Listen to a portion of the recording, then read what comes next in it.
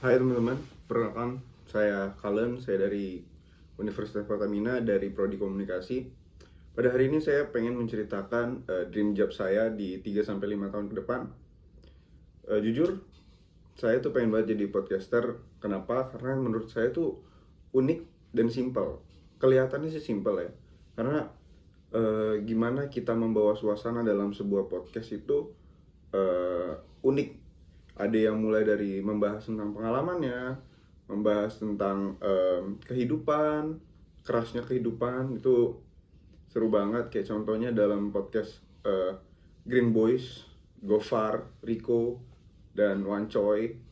Dan saya pingin nanti podcast saya itu santai tapi informatif, jadi bermanfaat juga buat audiens yang nonton, dan penonton juga tahu pengalaman-pengalaman apa yang udah dialamin sama saya sebagai podcaster atau lawan bicara saya.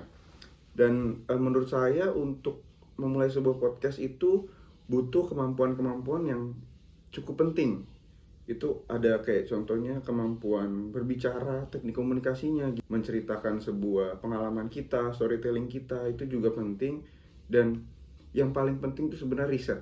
Kenapa? Karena kita harus mencari tahu informasi tentang lawan bicara kita. Kita harus tahu dia bagaimana itu kita harus tahu, dan kita harus melakukan riset tentang itu. Paling rencana saya sekitar 1-2 tahun ke depan itu saya pingin buat podcast kecil-kecilan, yang pasti saya undang bakal teman-teman saya dulu aja.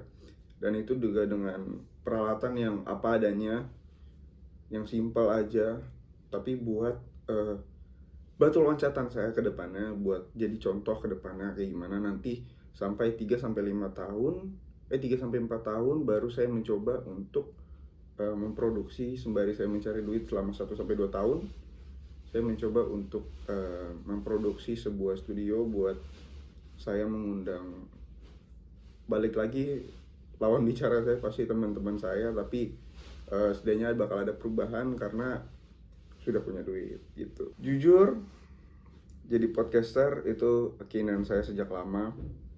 Saya pingin banget jadi podcaster. Gimana cara saya menceritakan pengalaman dan lawan bicara menceritakan pengalaman, dan secara santai menjelaskan segala hal, itu impian saya dari dulu. Dan kata-kata untuk hari ini, jangan pernah menyerah, karena kata-kata untuk hari ini, jangan pernah menyerah karena langkah pertamamu terasa berat, karena setiap perjalanan besar dimulai dari satu langkah yang kecil.